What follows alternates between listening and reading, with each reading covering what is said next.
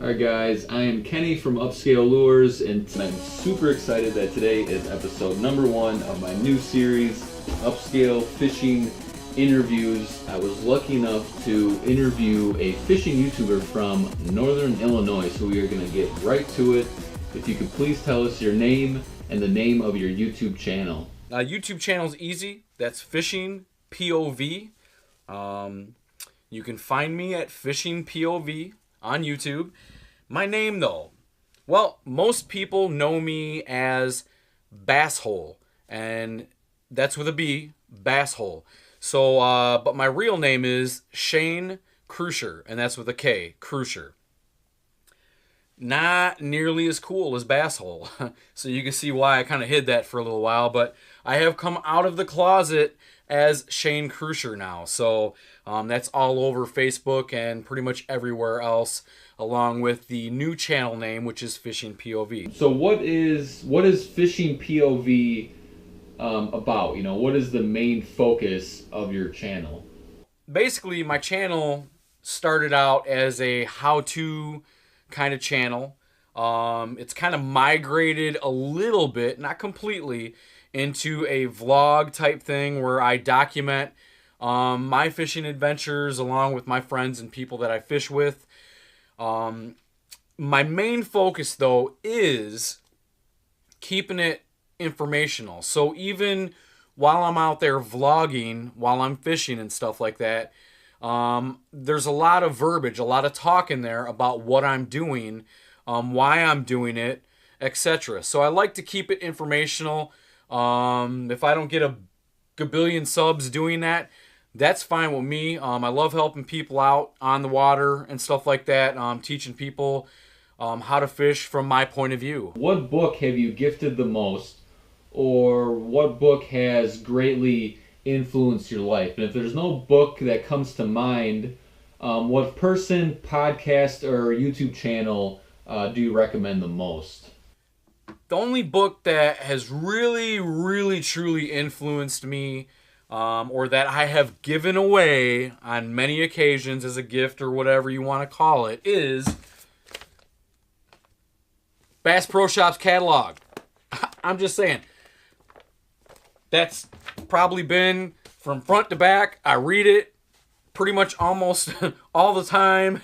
So that right there, I know it's not a book, and that's my pun. But anyways, that right there is probably, it's gospel. That's gospel to me, front and back. Can't wait till the new one comes out every year, and I go through it. But other than that, it's mostly fishing magazines and stuff like that. Not a bookworm, really. I don't read too many books. If it's a owner's manual or something like that, I always got those laying around. I always read them from front to back whenever I get something new. I like to know how to use the products that I'm using. So as far as like YouTube channels that I've recommended, man, I'd have to say probably Informative Fisherman and Nick over there. He's got a cool channel. And Midwest Outdoors. Those two, and Uncut Angling. Those three have probably been the most recommended from me as far as YouTube channels. What fishing gear, equipment, or lure purchase of $100 or less has made the most impact in the last 12 months? So it could be, you know, a new lure, it could be a new reel, a new rod, you know, a new fish finder. You know, what has made your experience on the water better? I'm actually wearing the shirt, Line Cutters. This ring right here, I think you can get them for $12.99, roughly around there, give or take. That has made the most positive influence on me, been the most useful tool in the last 12 months for me, and I'm not trying to do a commercial here. I was extremely skeptical about buying that tool. Bottom line, what did I need that for? Was it going to irritate being on my hand? Was it going to just be uncomfortable?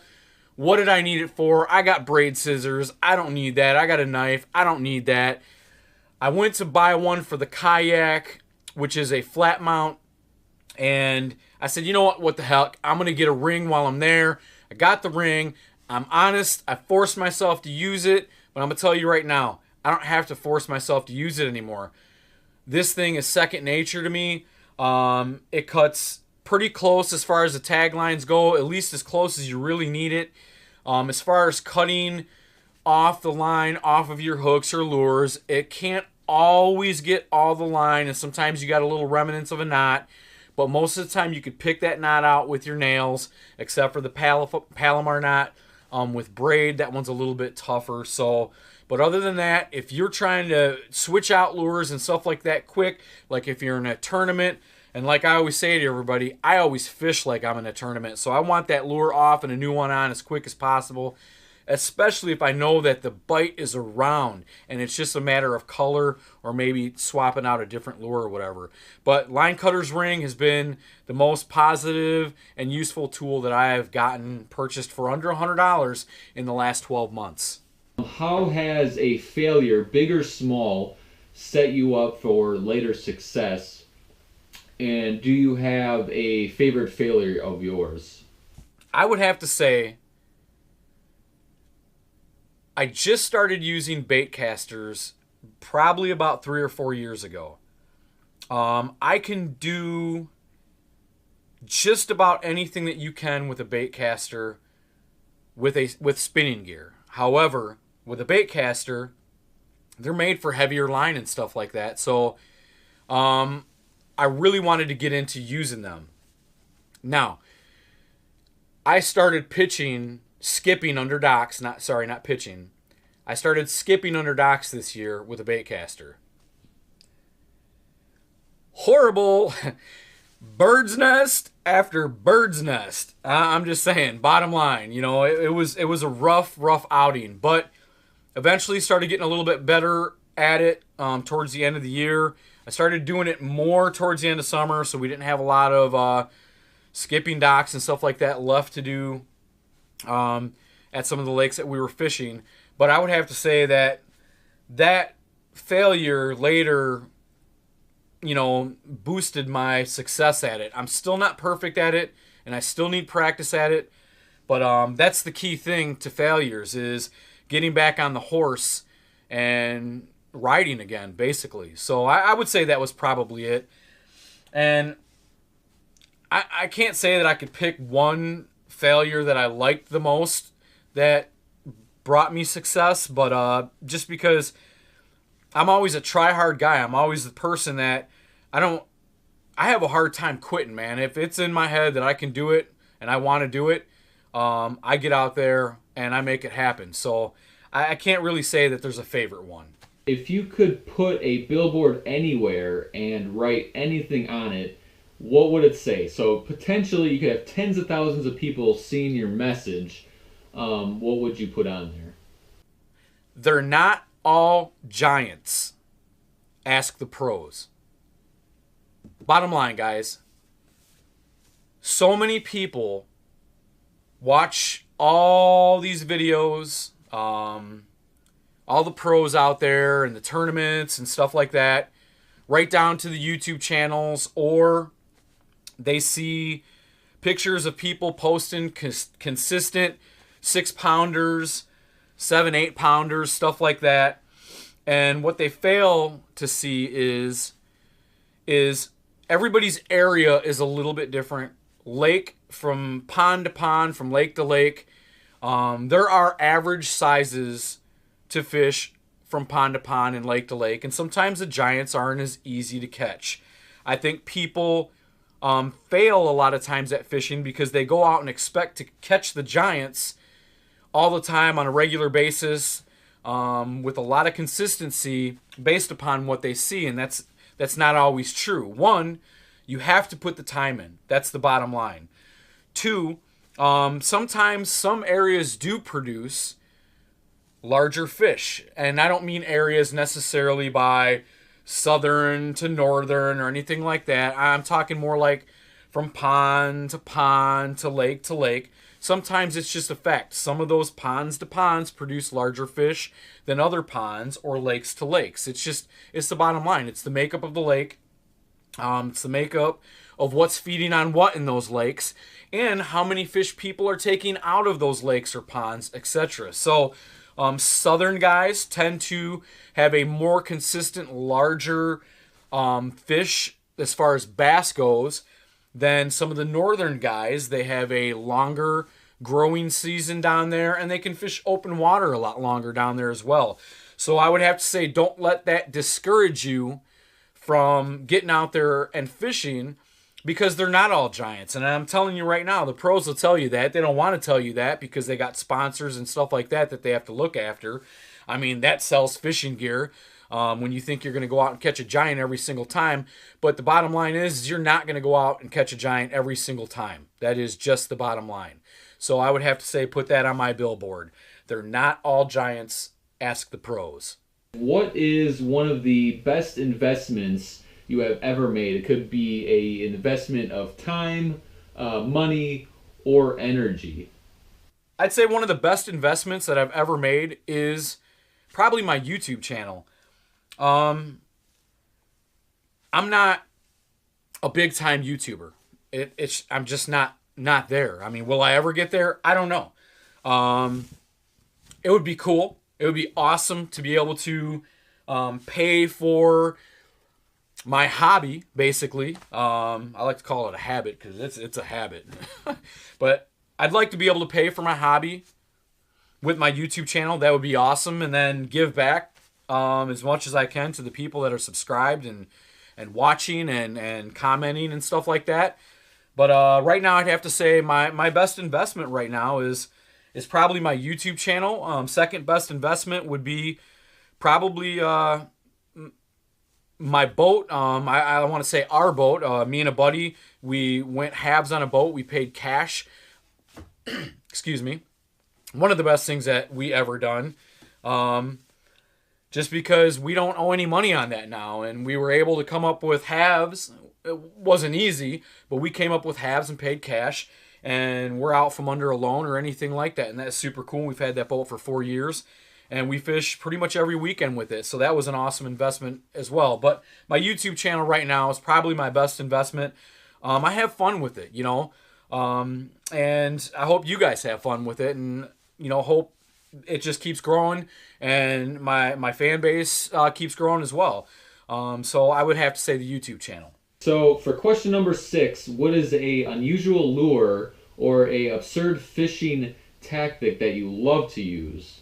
I don't know that there's anything absurd or unusual as far as lures go. I love fishing a swim jig. It's actually my absolute favorite way to fish.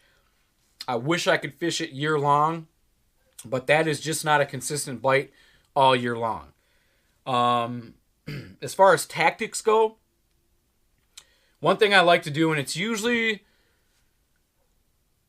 mid to late summer when the bite starts getting tough, I like to use live bluegills. I don't go out and buy live bait. What I do is I get myself a bluegill rod and reel set up with a slip bobber. I go out there and catch a few small bluegills, and then I use them to fish for bass. It's a blast. A lot of guys don't like doing that. That's up to them. But as long as it's legal to do in your area, I think it's a blast. And it helps you get you out of that midsummer rut that some of us get in sometimes.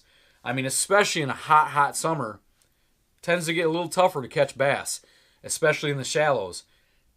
Excuse me.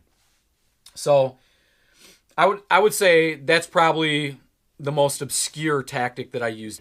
In the last 3 years, what belief, behavior, or habit has most improved your life? I'm a go-getter. I've always been a go-getter. We all have woes in our lives. And I feel that I come out ahead a lot of times because I am a go-getter. However, one thing that has improved my fishing more than anything else is know what I'm fishing, why I'm fishing it, where I'm fishing it. Those basic 3 things. What I'm fishing, what lure, why I'm fishing it. You know, is it that time of year for this type of lure? Take frogs, for instance, or a swim jig. and where I'm fishing it. You know, if you know where you're fishing, if you're fishing by a weed edge or you're fishing a rock ledge or things like that, those things have really improved my fishing and my life, because since fishing is my favorite thing to do, that makes me smile. That has improved my life. What advice would you give a smart, driven beginner angler trying to make it into the fishing world? You got to put yourself out there. You got to make friends in the fishing industry, as many as you can. Social media, it's all great tools, but I would say don't overexpose yourself. I feel that there's been certain points where I have overexposed myself and some of the things that I have done, and that can be a turnoff to people. So I would say try not to overexpose yourself, but you want to find that happy medium. You want to get out there. You want to meet people. You want to network, and social media is a great place to do those things. That's what I would say would be a good place to start. Network as much as you can. When I first started my Facebook backup, I was originally Shane Crucier before and had some issues on Facebook with posting videos of my kids, and it had songs on it. And you know how Facebook is, copyright infringement stuff and all that. They took the videos down and they basically kicked me off Facebook. So I became Basshole. That's how that all started. It became my nickname. Well, when I started it up, I didn't go out there. I didn't want to put myself out too much. But as I started this YouTube channel and stuff, I realized I had to do that. I had to network and stuff like that. So that would be my advice. Don't be afraid to network. You can always delete bad accounts or people that are just absolutely annoying or absurd. So get out there and network them as much as you can with social media. What are bad recommendations or tips you hear about fishing? Me personally, I would have to say one thing is fishing line. I think some guys get into this rut where they literally will only use braided fishing line.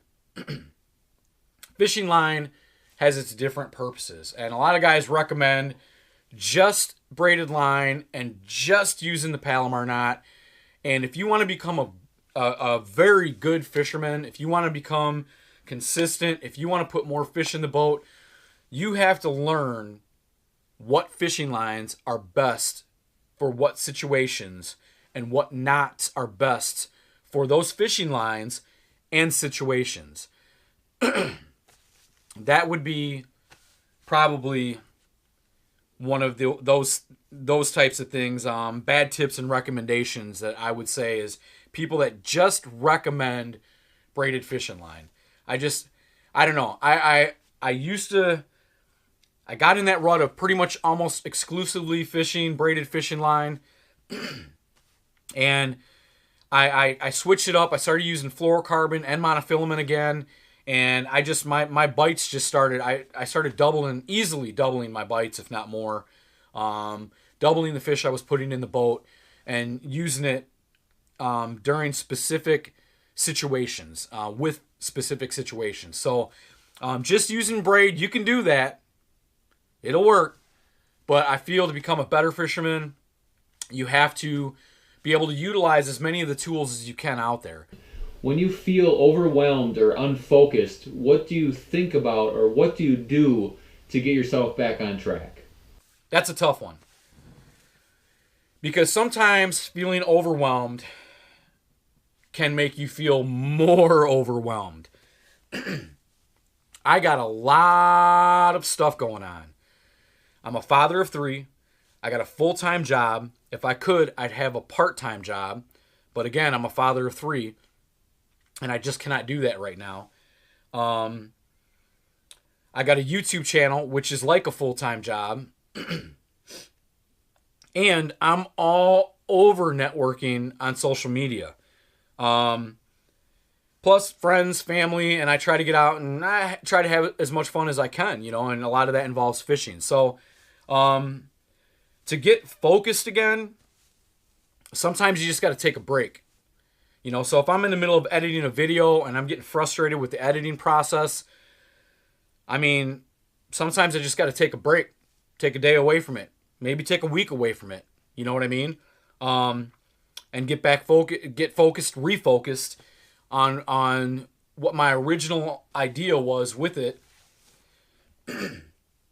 and kind of go from there. That's the same thing with anything else in life. Car breaks down or anything else, and you got to find a way to get refocused. And a lot of times, getting refocused requires a little bit of a break from something. Sometimes when you get overwhelmed, just because you got way too much on your plate, and the thing that just so happened to push you over the top may be the thing that you need a break from. So that's basically what I do. Try to. Doesn't always work that way. It's probably my favorite interview question. When you hear the word successful, what person comes to mind and why? Because I'm a YouTuber and I live in Illinois, I would have to say the name that comes to mind for me is John B. I've been watching John B's videos for a long time.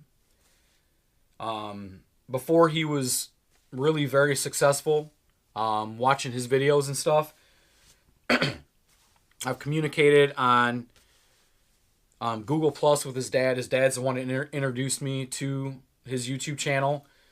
And one of the first videos I seen was him catching smallies in a small creek river type deal, somewhere up here in North Illinois. I'm not sure exactly where he lives or whatever, but somewhere up here in North Illinois. And I just thought it was the coolest thing. I mean, that's not what started me on YouTube, but I just thought it was the coolest thing. And the success that he has and some of the people around him, the Guggen Squad and stuff like that, excuse me, the success that those guys have, I think it's awesome. But I feel like John B, I mean, I think of that guy when I think of success. What video of yours are you most proud of? And I will leave a link in the show notes so all my viewers, you guys can check it out below. I'm proud of all my videos. And my knots, I got 7 knots that I have up there. I'm probably the most proud of my knot videos because I really took some time and wanted to make those very easy for people to be able to see what I was doing, especially for beginners. We were looking for knot videos, and we were having a hard time finding some stuff that showed us how to tie some. So I would have to say the modified Albright knot is my favorite knot video. Probably just my favorite in general, the one I'm most proud of. That one took some time to figure out because I went through a bunch of line-to-line knots that I wanted to use and ended up using that one because I felt that it was the easiest to tie in the field on a really windy day or anything like that. This is a fairly easy knot, and I've tested these knots.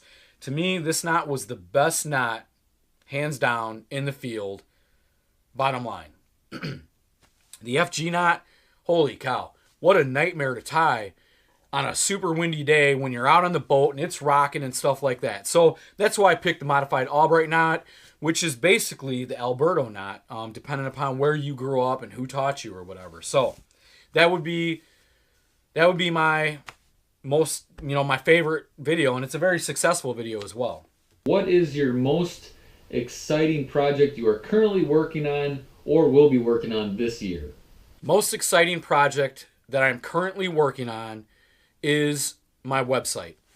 The website to Fishing POV. And you guys could check it out. It's up right now. It's still a little bit of a work in progress, but it's I got mostly everything in there. Every page has some content on it. And every category has some content on it. But that's something that I've been working on over the last month or two with my neighbor, Gil Miller. He's helped me out tremendously. That's been the biggest project and the most exciting project that I've been working on as of lately. And it's fishingpov.fish. If you guys don't already know, please go check it out. You can comment on there. You can like things. You can share from there. You can I link all my videos to the YouTube channel from there. You guys can watch everything from there. And I'm also doing, blogs from there as well. Short blogs right now just to get my feet wet with that.